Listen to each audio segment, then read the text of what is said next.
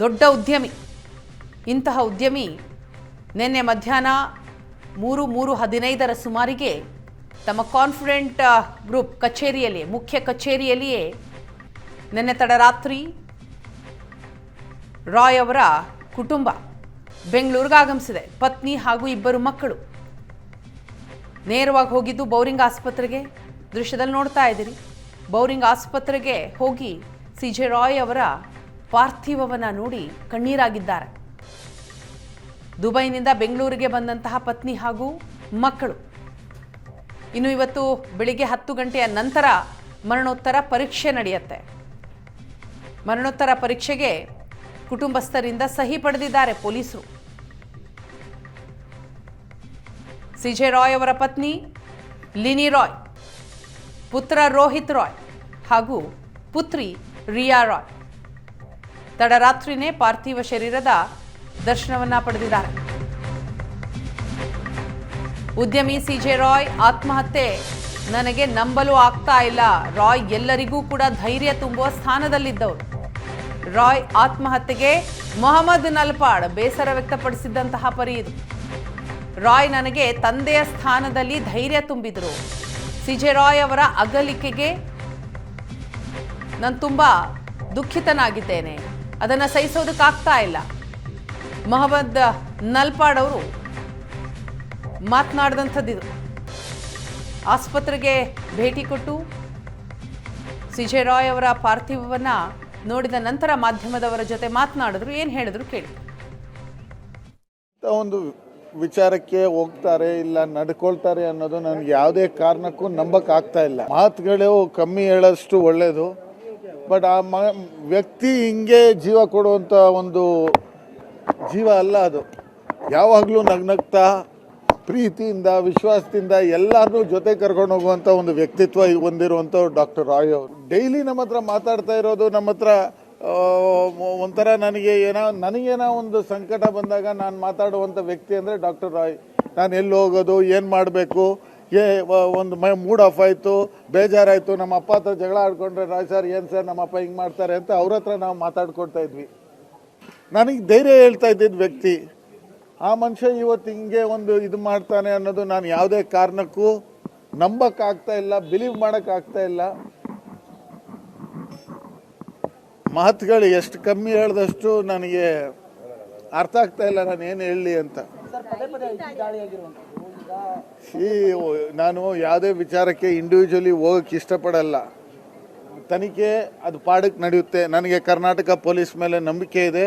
ಯಾವುದೇ ಕಾರಣಕ್ಕೂ ಇದನ್ನು ಸಿಂಪಲ್ ಆಗಿ ಬಿಡೋಂಥ ಪ್ರಶ್ನೆನೇ ಇಲ್ಲ. ಅದ ಮೇಲೆ ತನಿಖೆ ಆಗುತ್ತೆ. ಜನ ಏನು ಮಾಡಬೇಕು ಅದು ಮಾಡ್ತಾರೆ. ನನಗೆ ನಾನು ಒಬ್ಬ ಮಗನಾಗಿ ಇವತ್ತು ನೋವಲ್ಲಿದ್ದೀನಿ. ನನಗೆ ಇದಕ್ಕಿಂತ ಮೇಲೆ ಕೇಳಬೇಡಿ ಅಂತ ಕೈ ಮುಗಿತೀನಿ.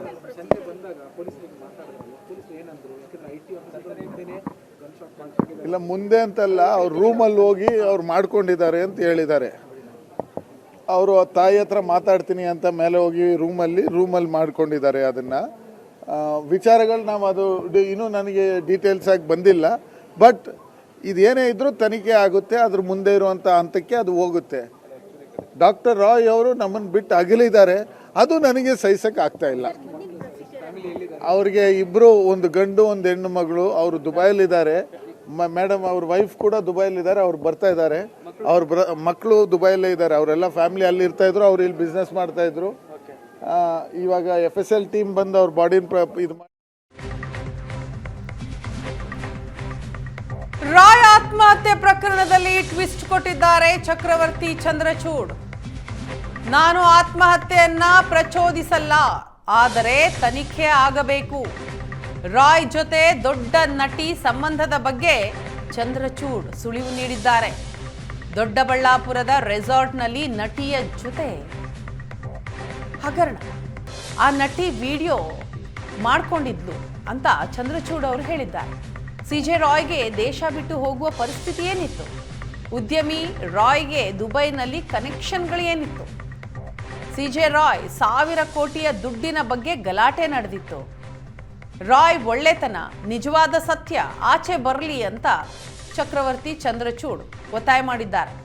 ತನಿಖೆ ಆಗತ್ತೆ, ಏನು ಸತ್ಯ ಅನ್ನೋದು ಹೊರಬರುತ್ತೆ ಅನ್ನುವಂತಹ ನಿರೀಕ್ಷೆ ಎಲ್ಲರಲ್ಲೂ ಕೂಡ ಇದೆ. ದೇಶ ವಿದೇಶದಲ್ಲಿ ರಿಯಲ್ ಎಸ್ಟೇಟ್ ಕ್ಷೇತ್ರದಲ್ಲಿ ಬಹುದೊಡ್ಡ ಸಾಮ್ರಾಜ್ಯವನ್ನು ಕಟ್ಟಿ ಯಶಸ್ವಿ ಉದ್ಯಮಿ ಅಂತ ಅನ್ಸ್ಕೊಂಡಂತಹ CJ ರಾಯ್ ನಿನ್ನೆ ಆತ್ಮಹತ್ಯೆಗೆ ಶರಣಾಗಿದ್ದಾರೆ.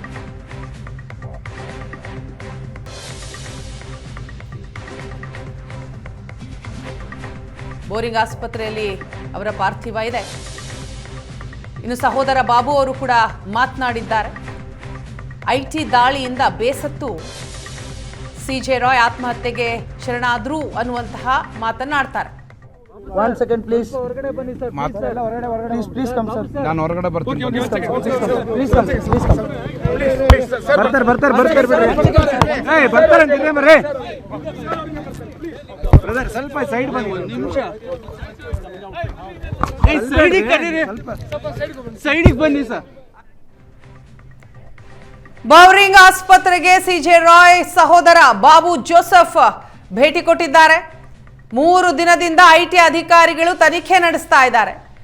ನಿನ್ನೆ ಕಾಲ್ ಮಾಡಿದ್ರು CJ ರಾಯ್, ನನಗೆ ಕಾಲ್ ಮಾಡಿ ಮಾತನಾಡಿದ್ರು, ಒತ್ತಡ ಇದೆ ಅಂತ ಹೇಳಿದ್ರು. IT ಅಧಿಕಾರಿಗಳು ಏನು ಪ್ರಶ್ನೆ ಮಾಡಿದ್ರು ಅನ್ನೋದು ನನಗೆ ಗೊತ್ತಿಲ್ಲ ಅಂತ ಹೇಳ್ತಾರೆ ಸಹೋದರ ಬಾಬು ಜೋಸೆಫ್. 2 ಬಾರಿ ಫೋನ್ ಕರೆ ಮಾಡಿ ಮಾತನಾಡಿದ್ರು, ಭೇಟಿ ಆಗುವಂತೆ ಹೇಳಿದ್ರು ಅಂತ ಹೇಳ್ತಾರೆ.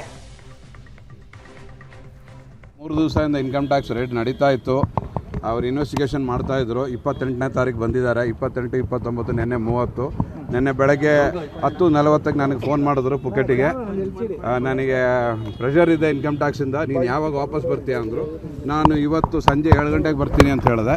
ಬಟ್ ಅಷ್ಟರಲ್ಲಿ ಅವ್ರು ಇಲ್ಲ, ಹೋಗಿದ್ದಾರೆ.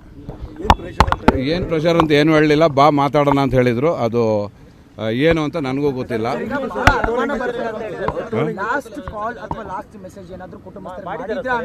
ಇಲ್ಲ, ನನಗೆ ಮಾಡಿದ್ದು 10:40ಕ್ಕೆ ಬೆಳಗ್ಗೆ 2 ಸತಿ ಮಾಡಿದ್ರು. ಅಷ್ಟು ಬಿಟ್ಟರೆ ಬೇರೆ ಏನು ಮಾತಾಡಿಲ್ಲ. ಸರ್ ಏನೋ ಹೇಳಿದ್ರ ಹರಾಸ್ಮೆಂಟ್ ಆಗ್ತಾ ಇದೆ ಆ ಥರ ಏನಾದರೂ IT ಆಫೀಸರ್ಸ್ ಹರಾಸ್ಮೆಂಟ್ ನಡೀತಾ ಇದೆ ಅಂತ ನನಗೆ 3 ದಿವಸದಿಂದ ಹೇಳ್ತಾ, 1 ತಿಂಗಳಿಂದ ಹೇಳ್ತಾ ಇದ್ದಾರೆ.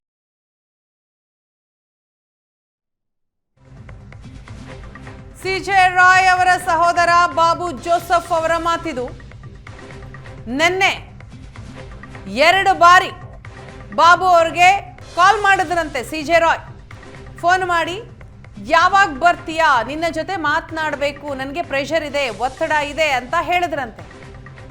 ಕಳೆದ 3 ದಿನದಿಂದಲೂ ಕೂಡ CJ ರಾಯ್ ಅವರ ಮನೆ ಕಚೇರಿಯ ಮೇಲೆ IT ರೇಡ್ ಆಗಿದೆ. ಆ ಸಂದರ್ಭದಲ್ಲಿ ನಿನ್ನೆ ಕೊನೆಯದಾಗಿ ಬಾಬು ಜೋಸೆಫ್ CJ ರಾಯ್ ಅವರ ಸಹೋದರ ಅವ್ರ ಜೊತೆ ಮಾತನಾಡಿದ್ರು. ಆದರೆ ಆತ್ಮಹತ್ಯೆ ಮಾಡಿಕೊಳ್ಳುವ ಒತ್ತಡ ಏನಿತ್ತು ಅನ್ನೋದು ಗೊತ್ತಿಲ್ಲ ಅಂತ ಹೇಳ್ತಾರೆ ಸಹೋದರ ಬಾಬು ಜೋಸೆಫ್. IT ಅಧಿಕಾರಿಗಳಿಂದ ಅವರಿಗೆ ಕಿರುಕುಳ ಇದ್ದದ್ದು ನಿಜ ಅನ್ನೋದನ್ನು ಕೂಡ ಒಪ್ಕೋತಾರೆ.